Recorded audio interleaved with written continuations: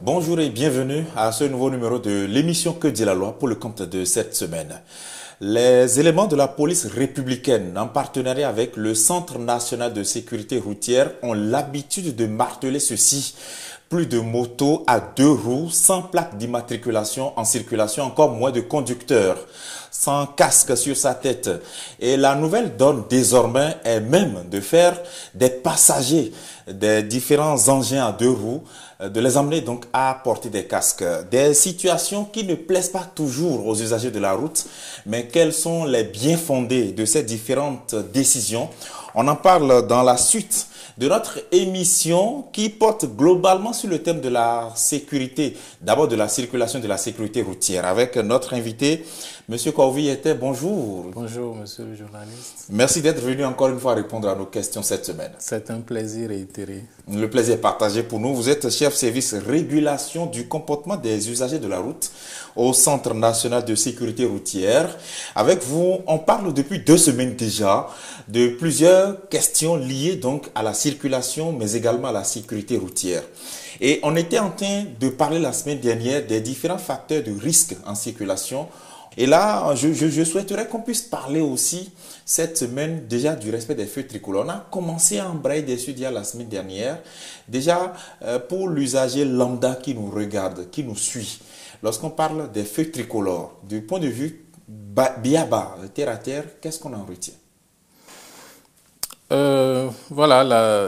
Il s'agit de la signalisation lumineuse, les feux tricolores, puisqu'il y a plusieurs familles de signalisation. La signalisation verticale, qui sera l'ensemble des panneaux.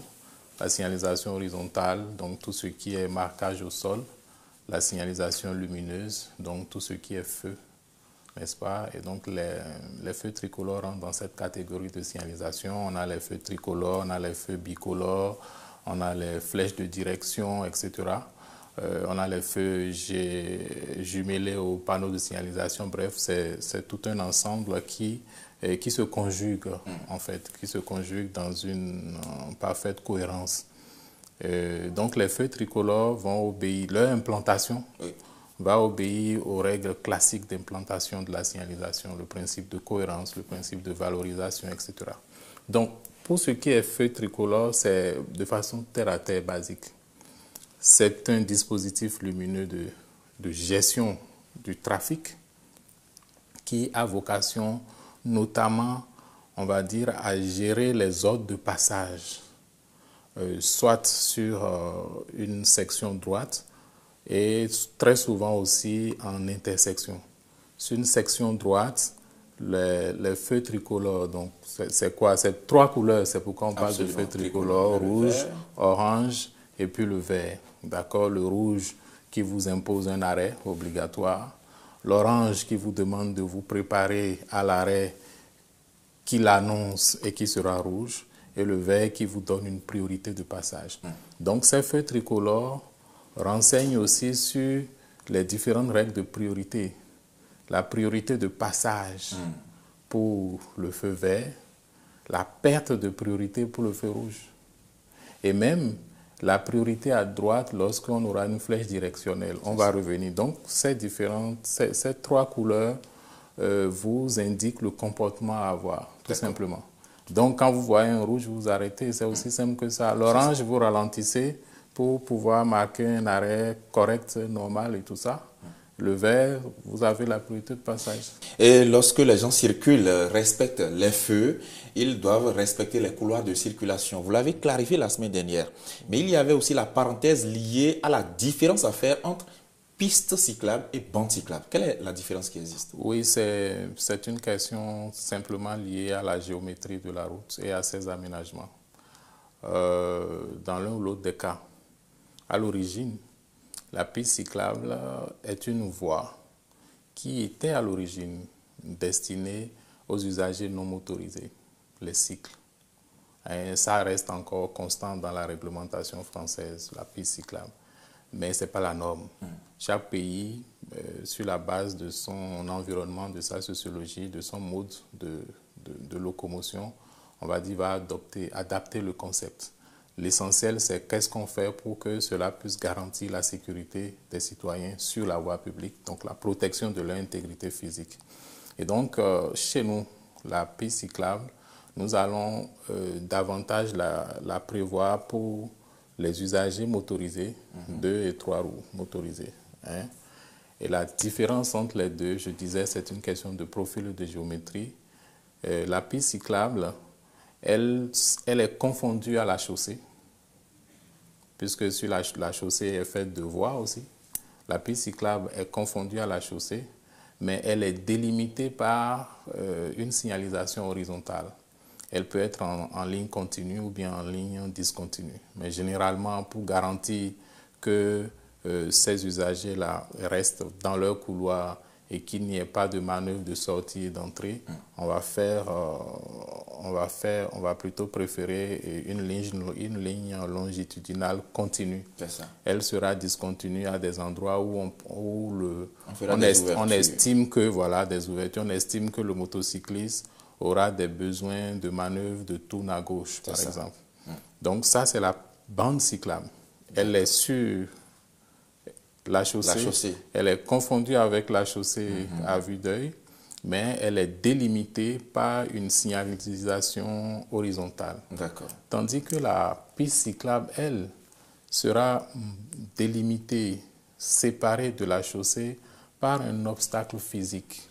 On va rester avec les usagers motorisés justement, à qui on fait obligation de porter des casques. La question du port du casque, c'est une question qui suscite beaucoup de débats et qui fait couler beaucoup d'encre et de salive. Et pour les motocyclistes, parfois ça s'avère une corvée. Vous allez voir des gens qui, juste après avoir dépassé les policiers, enlèvent leur casque, déposent ça devant eux et lorsqu'ils aperçoivent des policiers devant, ils les remettent. Et désormais, il est même dit que lorsque vous remorquez quelqu'un, celui qui est remorqué doit aussi avoir son casque. Alors déjà, tout court, c'est quoi un casque? Alors, je me rappelle qu'on a fait une émission ici sur les dimensions de la sécurité routière et j'avais parlé de la sécurité passive. Oui. Alors, un casque est un dispositif de sécurité passive destiné à réduire les conséquences traumatiques des accidents de la circulation subis par des usagers à moto 2 ou 3 roues. C'est ce qu'il faut comprendre. C'est un dispositif de sécurité passive destiné à réduire les conséquences traumatiques d'un accident dans lequel sont impliqués des usagers à 2 ou 3 roues motorisées. C'est ça. Donc, pour sortir de ce français un peu rébarbatif, c'est un équipement de protection individuelle qui a vocation à garantir, à réduire les blessures que peuvent subir à la fois le pilote de l'engin et son passager en cas d'accident de la circulation. Est-ce que lorsqu'on fait obligation au pilote de l'engin et à son passager de porter cela, est-ce que c'est fantaisiste? Pourquoi doit-on leur imposer cela? Je l'ai dit, je ne sais pas si c'est sur votre plateau ou ailleurs, le casque, ce n'est pas un dispositif cosmétique. Ce n'est pas un dispositif inventé par les pouvoirs publics juste pour encombrer l'usager. C'est un équipement, ça rentre dans la grande catégorie de ce qu'on appelle les EPI. Vous savez, pour tout type d'activité, vous avez des EPI adéquats. Lorsque vous êtes sur un chantier de construction bâtiment, vous allez porter des chaussures de sécurité pour éviter de marcher sur des pointes, des objets, etc., tranchants, pointus, etc. Ça, c'est un EPI. Sur le chantier, vous allez avoir une tenue par rapport à laquelle on pourra vite vous reconnaître et savoir que ça, c'est un ouvrier qui est sur le chantier ou bien ça, c'est un étranger qui est arrivé sur le chantier. Dans ce dispositif, on va mettre des bandes rétro-réfléchissantes si vous travaillez partant de nuit pour qu'on puisse vous voir. Tout ça là concourt à la sécurité. Et donc, il en est de même pour c'est un peu comme le gant que porte l'infirmier quand il veut vous faire une injection. Pourquoi il ne fait pas l'injection à main nue? Parce que d'abord, il doit mettre une barrière mécanique entre les microbes qui circulent à votre niveau et les siens, etc., etc. Donc, dans tous les domaines d'activité, on aura qui exposent à des risques certains. On va exiger, et ça participe de la gestion de la sécurité, on va exiger des EPI. Donc pour le motocycliste, l'EPI obligatoire, c'est le casque, et cette obligation, elle ne date pas d'aujourd'hui. Cette obligation date des années 72. C'est par un décret de 1972 que le gouvernement d'alors, en avance sur la question de la sécurité des deux roues motorisées, a estimé qu'il faut que le passager et le pilote portent leur casque. Et j'ai dit ici que sur cette question-là spécifiquement, il faut reconnaître le génie du Bénin, qui était même en avance sur la France, qui, elle, l'a institué une année plus tard, c'est-à-dire en 1973. La question, quand on prend le contexte de 72 et qu'on voit une telle mesure, ça a dû être perçu comme une grosse contrainte. Déjà, le régime de 72, perçu comme un régime militaire, peut-être qui venait persécuter les gens dans leur confort. On imagine bien. Mais pour une fois, c'est une mesure qui a vocation beaucoup plus à permettre à l'État, dans le temps, on va dire, de jouer son rôle de garant de la vie de ses citoyens, garant de l'intégrité physique de ses citoyens. Et je pense que même dans ces constitutions-là, et après la Constitution de 1990, elle le dit très clairement, la liberté d'aller et venir est garantie aux citoyens, mais cela se fait dans le respect des normes en vigueur, des lois en vigueur. C'est ça. Donc, le débat qui se mène aujourd'hui, pour dire les choses clairement, ça pose, chez nous, qui avons vocation à, on va dire, suggérer des méthodologies d'application des textes, ça pose aujourd'hui la question cruciale de l'application intégrale ou partielle des tests qui sont pris, ou l'application intégrale ou progressive des tests qui sont pris. En 72, depuis 72, on a dit le pilote et le passager. Pourquoi on l'a dit? Ça procède de données scientifiques. Les gens estiment que c'est encombrant, on les taquine simplement parce que on peut pas, ils ne prêtent pas vraiment attention à ce que je vais appeler les fonctions du casque. Les fonctions du casque. Si on comprend comment est-ce que ça fonctionne le casque, c'est-à-dire qu'on n'aura même pas besoin de policiers pour que chacun aille prendre son casque et qu'il puisse le porter. Quand on prend le casque, d'ailleurs avec toute l'historique que vous venez de nous présenter là, et aujourd'hui on revient à ce qui a déjà été décidé déjà depuis 1972, c'est quoi les fonctions du casque? Comme je l'ai dit, cet équipement de sécurité passive qu'est le casque va jouer plusieurs fonctions qui tiennent compte des composantes du casque. Et le casque, ce n'est pas, comme je l'ai dit, un objet cosmétique, c'est un dispositif technique conçu et qui a subi tous les tests de choc. Et quand vous prenez, d'abord il y a plusieurs sortes de casques. C'est ça. Vous avez le casque intégral, c'est-à-dire ce dispositif qui va couvrir tout le visage avec une ouverture pour vous permettre de voir, mais qui couvre la bouche, le menton, etc. Vraiment, c'est un casque complet, le casque intégral. Et là, il va assurer une protection complète de toute la tête. Il va vous éviter, par exemple, de mordre le goudron en cas de chute. Il va vous éviter d'avoir le menton en contact avec le bitume ou le pavé en cas de chute. Et il va, on va dire, travailler à ce que vous n'ayez pas la mâchoire déformée, etc. Donc, c'est vraiment une protection complète. Ça, c'est le casque intégral. À côté du casque intégral, vous avez la gamme de tout ce que je vais appeler les casques jets. Dans les jets, il y a les demi-jets et tout ça, mais tout ça, c'est la gamme des jets où, voilà, c'est une protection beaucoup plus de la tête, de l'os du crâne et tout ça, avec une descente jusqu'au niveau des jugulaires. Mais l'avant est ouvert.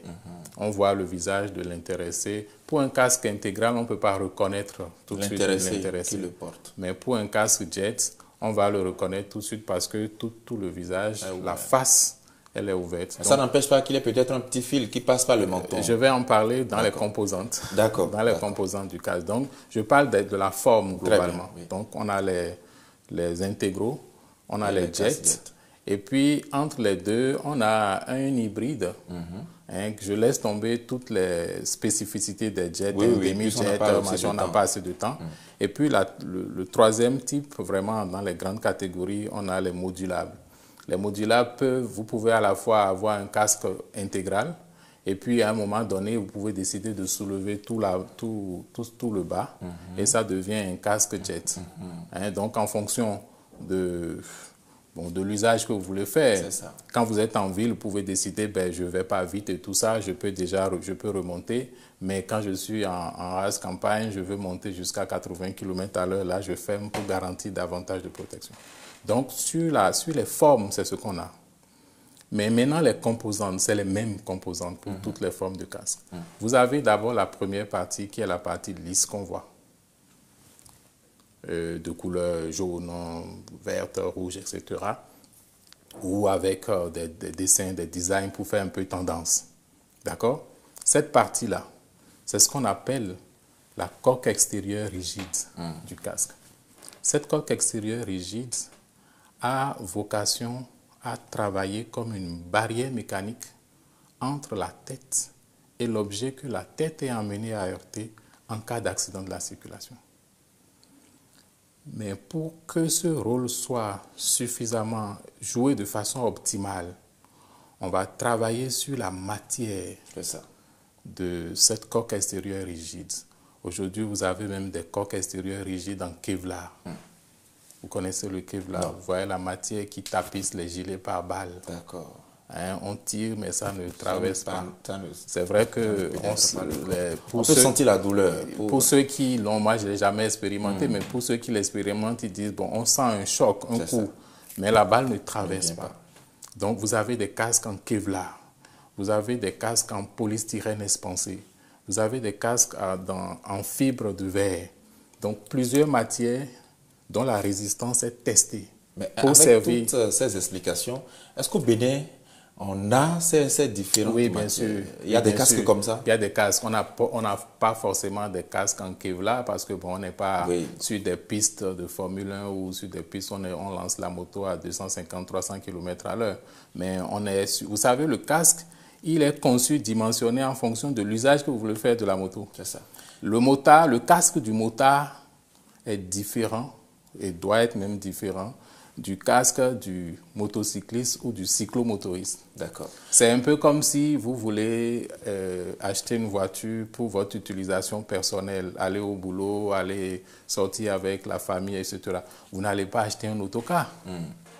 N'est-ce pas? Vous n'allez pas acheter un autocar. Donc, vous allez acheter le casque en fonction de l'usage que vous voulez faire de votre moto. Donc, déjà ça, il faut que les gens comprennent. Cette coque extérieure rigide qui va servir de barrière mécanique entre la tête et l'objet que la tête est amenée à heurter. Parce que quand on est à moto, généralement, les chutes sont des chutes par projection. Pourquoi? Parce que quand vous êtes à 50 km à l'heure sur votre moto, l'énergie cinétique emmagasinée en vous, c'est une énergie cinétique de 50 km à l'heure. Le passager qui est derrière, il est à 50 km à l'heure. Le portable que vous avez dans votre poche, ce portable est à 50 km à l'heure. Pour expliquer très simplement la dynamique des objets, dans la dynamique des objets, c'est que lorsque la moto est stoppée parce que vous avez heurté un obstacle, l'énergie cinétique de la moto devient zéro. D'accord? Mais les passagers, quand je dis passagers, c'est eux tous, c'est le pilote et le passager. Ceux qui sont sur la moto, puisqu'il n'y a pas un dispositif qui les solidarise à la moto, il n'y a pas de ceinture de sécurité, etc. Ils vont continuer à la vitesse initiale de la moto. Ils vont continuer à 50 km à l'heure, puisque aucun homme ne peut développer la force nécessaire, le nombre de newtons nécessaire pour garder la moto comme ça dans une chute à 50 km à l'heure. Ils vont continuer à la vitesse initiale de la moto, à 50 km à l'heure, jusqu'à aller tomber sur le goudron, le pavé ou heurter la tête contre quelque chose. Et c'est lorsqu'ils vont tomber que leur vitesse de progression va commencer par s'annuler progressivement. Donc, il va tomber à 50 km à l'heure. La tête va heurter l'obstacle à 50 km à l'heure. Et à l'intérieur de la tête, le cerveau aura tendance à bouger avec l'énergie cinétique emmagasinée par la tête. Comment on fait pour régler tous ces problèmes? C'est ça, le premier niveau, barrière mécanique. Pour que ce soit la coque extérieure rigide qui absorbe l'intensité du choc, de la force générée par le choc.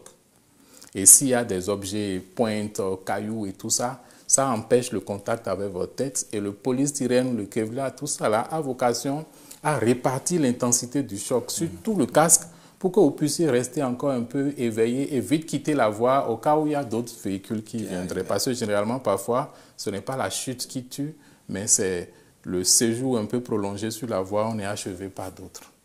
L'autre élément, peut-être qu'on n'a pas assez de temps, mais l'autre élément, c'est juste après la coque extérieure rigide, vous avez une autre matière à l'intérieur qui est comme ce qu'on retrouve dans les glaciers, qu'on appelle du polystyrène expansé. C'est ça. Ce polystyrène expansé a vocation à protéger le cerveau à l'intérieur de la boîte crânienne.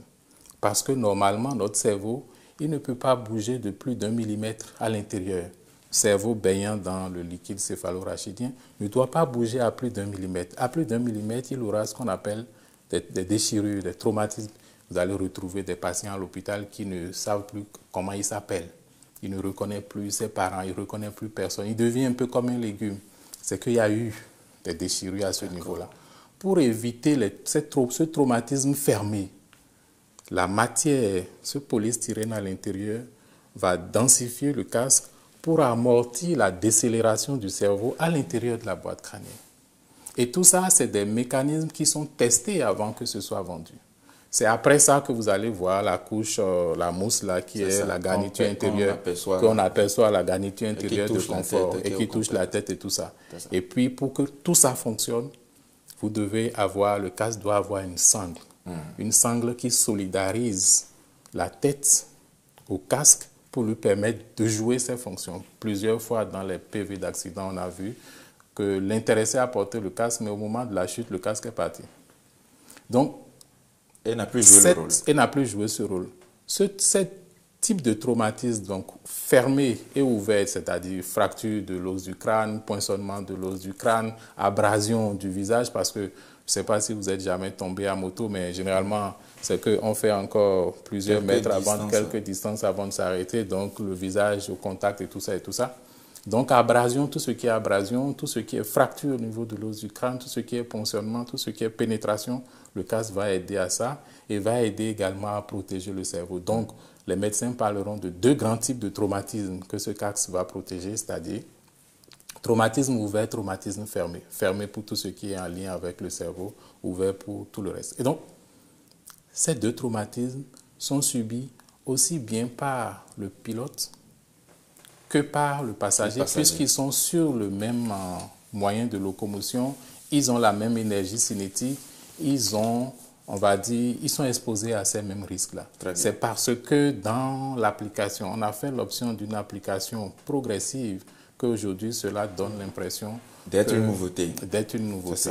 Vous avez fait une pédagogie plus que scolaire et plus qu'académique d'ailleurs sur ce plateau et j'espère qu'avec vos explications, les téléspectateurs ont compris la fonction du casque qu'on nous recommande. Mais en 30 secondes, c'est vrai que le réalisateur m'a dit qu'on a déjà débordé, mais en 30 secondes, lorsque je veux acheter un casque, qu'est-ce que vous me conseillez? Qu'est-ce que je dois faire? Ça c'est une très bonne question. Quand je veux acheter un casque, surtout quand c'est un casque jet, la première chose que je fais quand je prends le casque, je maintiens le casque dans mes deux paumes et j'exerce une pression sur le casque pour essayer de rapprocher les deux bords, du casque, j'essaie de les rapprocher. Si ces bords se rapprochent très facilement, si avec une petite pression déjà les deux bords se touchent, n'achetez pas ce casque. Très bien. Ça suppose que la densité qu'il faut au niveau de la coque extérieure rigide n'y est pas. N'y est pas, très bien. On a fait juste quelque chose. Quand vous avez fini de faire ça, vous appuyez et vous rendez compte que oui, ça ne bouge pas vraiment, c'est assez rigide, c'est bon. Vous regardez un peu, il doit faire au moins 0,5 mm, c'est-à-dire demi-centimètre à ce niveau, pour ce qui est de la coque extérieure rigide. Après, juste sous la coque extérieure rigide, le polystyrène expansé dont j'ai parlé, voyez s'il fait au moins 1,5 cm ou 2, idéalement un peu plus de 2. Quand il fait 1,5 cm, 2, voilà, vous êtes avec un dispositif qui présume d'une protection. Et puis, vous vérifiez le système de la sangle. Avec les normes aujourd'hui en matière de sécurité routière, la sangle, lorsqu'on la boucle, même si c'est une sangle ouverture facile, elle doit produire un bruit. Ça doit faire un clic. C'est ça. Pour vous confirmer que c'est vraiment fermé. Exactement comme le clic que vous entendez lorsque vous mettez votre ceinture. On met la ceinture de sécurité dans la voiture. Si c'est 3 éléments de base qui sont vraiment basiques, ne cherchez pas à regarder l'étiquette où on a mis la norme et tout ça. Tout le monde peut mettre des normes. Vous avez de l'argent aujourd'hui, vous pouvez mettre une norme. Merci beaucoup. Vous exercez cela et je pense que vous pouvez avoir la présomption d'avoir un bon casque. Merci beaucoup à vous, M. Corvietet, pour la pédagogie sur cette émission, qui est justement une émission de pédagogie où nous expliquons à nos téléspectateurs ce qu'il faut retenir en matière de réglementation. Et dans le cas d'espèce, on parle donc de la réglementation de la circulation de la sécurité routière. Vous êtes le chef service régulation du comportement des usagers de la route au Centre national de sécurité routière. Merci infiniment d'avoir été sur ce plateau. C'est moi. Merci de m'avoir reçu. Je vous en prie. On va continuer peut-être plus tard avec d'autres paramètres, avec votre disponibilité. Merci à nos équipes techniques qui nous ont accompagnés de long en large. Merci infiniment et bonne suite des programmes sur notre antenne.